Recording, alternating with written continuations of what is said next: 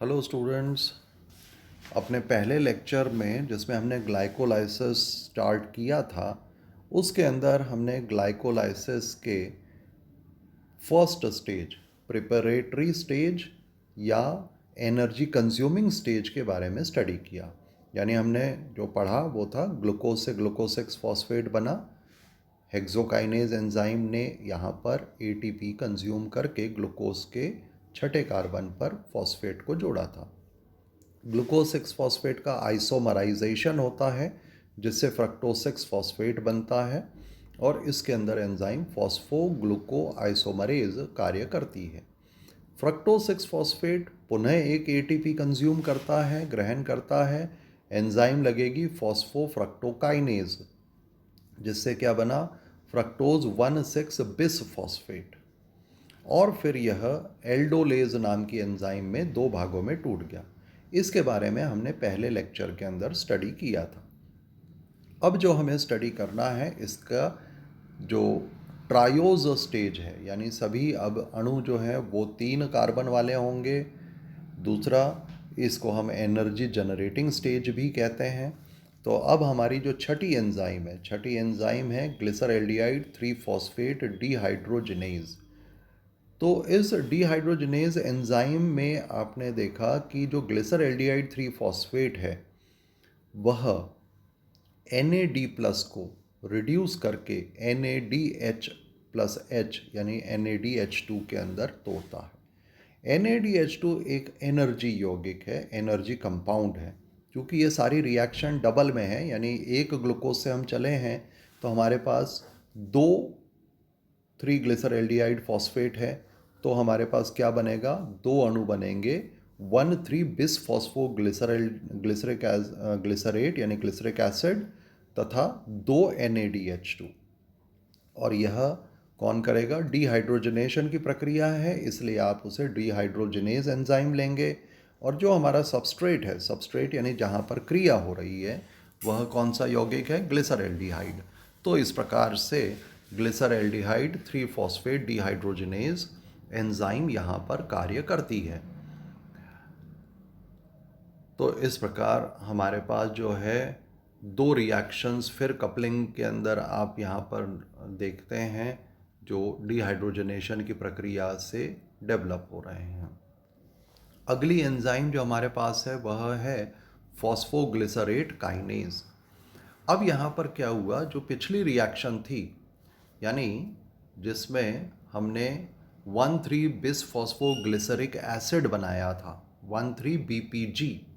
तो ये जो 1,3 BPG है इसको आप देख रहे हैं कि यहाँ पर ADP और H प्लस लिया गया और ATP बनाया गया। पुनः यह क्रिया भी डबल चलेगी, यानी आपने वो 2 अणु 1,3 बिस फॉस्फोग्लिसरेट के लिए और 2 अणु 3 फॉस्फोग्लिसरेट तथा 2 ATP का निर्माण किया। और जो एंजाइम लगी वो कौन सी लगी, फॉस्फोग्लिसरेट काइनेज। काइनेज ध्यान रखिएगा, जहाँ कहीं पर भी ATP का निर्माण होता है या इसका कंजम्पशन होता है वहाँ पर हम काइनेज एंजाइम लेते हैं। तो आप क्या कर सकते हैं, काइनेज लिखेंगे और उसके आगे सबस्ट्रेट का नाम लिख लेंगे। जैसे यहाँ पर फॉस्फोग्लिसरेट है या 1,3 बिस फॉस्फोग्लिसरेट है। और जब भी काइनेज एंजाइम कार्य करेगी तो कोफैक्टर कौन सी एंजाइम होगी, कोफैक्टर एंजाइम जो है एंजाइम के लिए जो कोफैक्टर होगा वह मैग्नीशियम रहेगा। नेक्स्ट एंजाइम है फॉस्फोग्लिसरेट म्यूटेज। तो जो फॉस्फोग्लिसरेट म्यूटेज है वह फॉस्फोरस जो फॉस्फेट समूह है उसका स्थान परिवर्तित कर रही है। तो जैसे आप देख रहे हैं पहले ये तीसरे कार्बन पर है, तीसरे से अब यह जो है दूसरे कार्बन पर शिफ्ट हुआ है।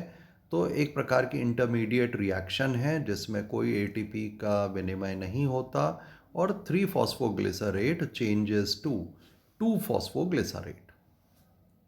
इस प्रकार से 3 फॉस्फोग्लिसरेट से 3 फॉस्फोग्लिसरेट का निर्माण हो जाएगा। सिर्फ फॉस्फोरस की पोजीशन यानी जो मॉलिक्यूल में है उसको बदला गया। नेक्स्ट जो एंजाइम है वह है इनोलेज।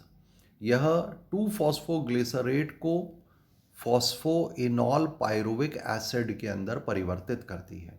इस प्रक्रिया के दौरान जल का अणु जो है वो मुक्त किया जाता है और इस प्रक्रिया से जो है एक अनस्टेबल इनॉल कंपाउंड यानी फॉस्फोइनॉल पायरुवेट का निर्माण होता है और यह अणु अतिशीघ्र ही एक एटीपी का निर्माण करेगा और एक स्थायी यौगिक जो है पायरुविक अम्ल या पायरुवेट को बनाता है। इस को भी हम रेगुलेटरी रिएक्शन कहते हैं कि आगे जाना है या नहीं जाना वो यहाँ पर निर्धारित किया जाएगा। तो इस प्रकार से पायरुवेट काइनेज, पुनः मैग्नीशियम की भी आवश्यकता होगी। 2 पीईपी हो गया, फॉस्फोइनॉल पायरुवेट के जो अणु हैं वह 2 एटीपी बनाएंगे और पायरुविक अम्ल के अंदर परिवर्तित होंगे। इस प्रकार से ग्लाइकोलाइसिस के जो 10 स्टेप्स हैं उनको हमने देखा और यह एक थोड़ा सा डिटेल्ड वर्जन है कि भाई जो एंजाइम्स हमारी काम आई, हेक्सोकाइनेज जिसने फास्फोरस को ट्रांसफ़र किया, तो जैसा आप देख सकते हैं कि जो एनर्जी यानी फ्री एनर्जी जिसे आप डेल्टा जी भी कहते हैं, तो उसकी वैल्यू हमेशा हाई से लो की तरफ जाती है। तो जैसा हम देख रहे हैं यहाँ -16, तो -16 जो है वह -33 की तुलना में अधिक है। तो इस प्रकार से वहाँ पर एंजाइम की प्रक्रिया जो है वो देखी जाएगी। इसी प्रकार से फॉस्फोग्लूको आइसोमरेज जो आइसोमराइजेशन कर रही थी, आइसोमराइजेशन किसका किया, उसने ग्लूकोज 6 फॉस्फेट को फ्रक्टोज 6 फॉस्फेट में बदला। फिर फॉस्फोफ्रक्टोकाइनेज, यह जो है फॉस्फोराइल ट्रांसफ़र कर रही थी यानी वापस एटीपी से फॉस्फोरस को फ्रक्टोज 6 फॉस्फेट को देकर उसे फ्रक्टोज 1,6 बिस फॉस्फेट में बदल रही थी। एल्डोलेज जैसे हमने कहा था एल्डोल क्लीवेज रिएक्शन है, यह 2 घटकों में बांटती है। आप साथ ही साथ इनके एनर्जी वैल्यूज़ को भी देख सकते हैं कि जब ये अभिक्रिया हुई तो हायर एनर्जी से लोअर एनर्जी की तरफ यह गया। और उनके साथ जुड़ी हुई जो एंजाइम्स हैं, ट्रायोज फॉस्फेट आइसोमरेज जिसे हमने कहा था, यह DHAP को PGALD या 3 फॉस्फोग्लिसरल्डिहाइड के अंदर परिवर्तित करती है। फिर डिहाइड्रोजनेशन की प्रक्रिया होगी, फिर उसके बाद ATP निर्माण होगा जो फॉस्फोग्लिसरिक एसिड से बनेगा। उसके बाद फॉस्फोरस शिफ्ट होगा यानी 3 PGA से 2 PGA बनेगा। इनोलेज के अंदर जल का अणु निकलता है इनोलेज के द्वारा और फॉस्फोइनॉल पायरुविक एसिड बनता है और फॉस्फोइनॉल पायरुविक एसिड पर पायरुवेट काइनेज से पुनः ATP निर्माण होगा और पायरुविक अम्ल बनेंगे। अब आगे चलकर पायरुविक अम्ल से क्या होना है, fate of the pyruvic acid. ये जो जितनी बेकरीज या ब्रेवरीज हैं जिनके अंदर आप अल्कोहल का निर्माण देखते हैं या जो ब्रेड का निर्माण है, इन सब के अंदर जो है ईस्ट नामक एक कवक फंजाई वह कार्य करता है जो एनएरोबिकली पायरुविक अम्ल को आगे अल्कोहल में या ब्रेड आदि बनाने के लिए CO2 के निर्माण में कार्य करेगा। तो मोटे तौर पर यदि हम देखें तो जो ग्लूकोज से पायरुविक अम्ल बना, वह पायरुविक अम्ल से अगर ऑक्सीजन प्रेजेंट है तो पायरुविक अम्ल जो है वह हम माइटोकॉन्ड्रिया में ले जाएंगे, एसिटाइल कोएंजाइम में, क्रेब्स साइकिल और इलेक्ट्रॉन परिवहन पथ से ATP का निर्माण होगा जो 34, 36 या 38 ATP हो सकते हैं और साथ में CO2 और जल निकलेगा। लेकिन जो आप लाल भाग में देख रहे हैं वहाँ ऑक्सीजन नहीं है। तो पौधों में कवक के अंदर फंजाई के अंदर जब ब्रेड, अल्कोहल या बियर वगैरह बनाते हैं तो CO2 तथा इथेनॉल एनएरोबिक कंडीशन में बनेगा। हमारी मसल्स यानी पेशियों के अंदर जब ऑक्सीजन ख़त्म हो जाता है तो फिर पायरुविक अम्ल को लैक्टिक एसिड में बदला जाता है। कुछ बैक्टीरिया भी लैक्टिक एसिड इस तरह से बनाते हैं और यह एनएरोबिक कंडीशन में बनेगा। तो इन्हीं प्रक्रियाओं को हम थोड़ा सा डिटेल में लें तो एरोबिक कंडीशन के अंदर तो पायरुविक अम्ल किस में बदला, एसिटाइल कोएंजाइम में, और वो कहाँ जाएगा, सिट्रिक अम्ल चक्र के अंदर जाएगा या C6 साइकिल के अंदर जाएगा, C3 साइकिल के अंदर जाएगा और इसके अंदर फिर NADH2, FADH2 तथा जो यौगिक बनेंगे, जीटीपी बनेगा, उसे हम इलेक्ट्रॉन परिवहन पथ में ले जाएंगे। एनएरोबिक कंडीशन जो बैक्टीरिया वगैरह में या कुछ कवक में देखा जाता है, उसमें पायरुविक अम्ल से हम इथेनॉल बनाएंगे। हमारी पेशियों में, लाल रक्त कोशिकाओं में लैक्टिक अम्ल बन जाता है। और पायरुविक अम्ल से हम कुछ प्रोटीन के अमीनो अम्ल भी बना सकते हैं। जैसे उदाहरण के लिए एलेनिन अमीनो अम्ल जो है वह इससे बनेगा। तो एनएरोबिक कंडीशन के अंदर जब ऑक्सीजन नहीं है तो इसे हमने कहा एल्कोहलिक फर्मेंटेशन। अब यह जो फर्मेंटेशन है, इसके अंदर पायरुवेट डी कार्बोक्सिलेज एंजाइम कार्य करेगी।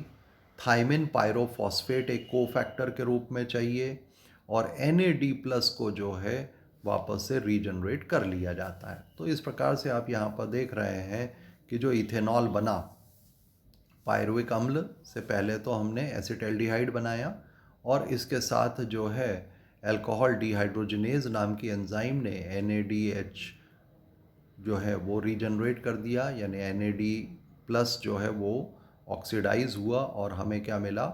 इथेनॉल मिला, जिसे हम सामान्यतया अल्कोहल कहते हैं। तो ईस्ट के अंदर, कुछ बैक्टीरिया के अंदर इस प्रकार से एनएरोबिक कन्वर्जन होता है और पायरुविक अम्ल को इथेनॉल में बदला जाता है।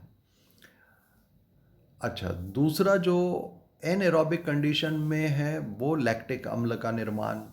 तो लैक्टिक अम्ल जो है, जैसा हमने कहा कि हमारी पेशियों में जब ऑक्सीजन समाप्त हो जाए तो होता है, कुछ बैक्टीरिया हैं वो ये कार्य करेंगे, और इस प्रक्रिया के अंदर NAD+ जो ऑक्सीडाइज NADH2 को ऑक्सीडाइज करने वाली एंजाइम होगी, वो होगी लैक्टेट डिहाइड्रोजिनेज।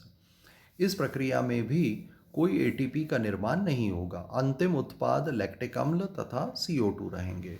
इस प्रकार से तो पायरुविक अम्ल को हमने जो है लैक्टिक अम्ल में बदला, और इस प्रक्रिया के अंदर NADH2 जो है वह ऑक्सीडाइज हुआ और NAD+ जो है वह मुक्त हुआ। तो यह जो है लैक्टिक अम्ल इस प्रकार से, या इथेनॉल पायरुविक अम्ल के द्वारा बना दिया जाता है। एरोबिक कंडीशन में जैसा हमने कहा कि भाई यह जो लैक्टिक अम्ल या अल्कोहल बना वो तो एनएरोबिक कंडीशन में बना, लेकिन एरोबिक कंडीशन के अंदर जो हमारा पायरुविक एसिड है वो एसिटाइल कोएंजाइम में बदलेगा उसका डीकार्बोक्सिलेशन होने पर, और उसके उपरांत यह क्रेब चक्र के अंदर या ट्राई कार्बोक्सिलिक एसिड साइकिल के अंदर यह एंटर होगा, जिसे हम C6 साइकिल भी कहते हैं। लेकिन यह साइकिल कहाँ होगी? माइटोकॉन्ड्रिया के अंदर। तो अगर एरोबिक ऑक्सीडेशन हमें करना है पायरुविक अम्ल का, तो अनिवार्य रूप से हमें वहाँ पर क्या चाहिए? माइटोकॉन्ड्रिया चाहिए। इस प्रकार से जो है वह अब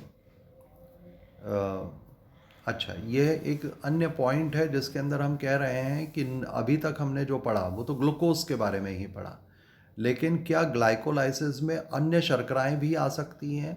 बिल्कुल आ सकती हैं। जैसे लैक्टोज है, लैक्टोज को आप तोड़ सकते हैं ग्लूकोज और गैलेक्टोज में, और गैलेक्टोज जो है वह ग्लूकोज 6 फॉस्फेट वाले स्थान पर एंटर करेगा।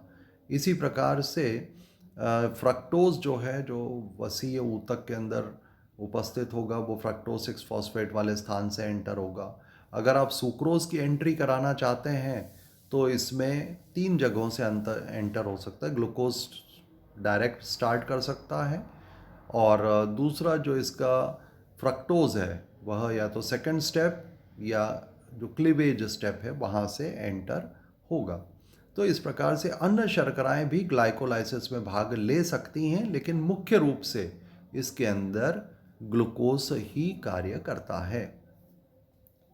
तो इस प्रकार से फ्रक्टोज की जो क्रियाएं हैं वो भी अपन देख सकते हैं।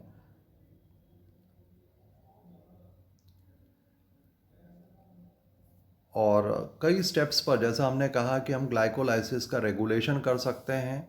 यह कौन कौन सी स्टेप्स हैं? पहली स्टेप जो हेक्सोकाइनेज से रेगुलेट होती है। तीसरी स्टेप जहाँ पर आप वापस से फ्रक्टोज 6 फॉस्फेट के साथ एक ATP जोड़ रहे थे। और तीसरी जो है, जो लास्ट स्टेज है, वहाँ पर भी हम प्रक्रिया को रोक सकते हैं। तो ये जो आपने आज स्टडी किया ग्लाइकोलाइसिस, उसकी विभिन्न एंजाइम्स, और एक शॉर्ट में आपने इसका रेगुलेशन के बारे में भी बात करी। अगले लेक्चर के अंदर हम क्रेब्स साइकिल की स्टडी करेंगे। Thank you.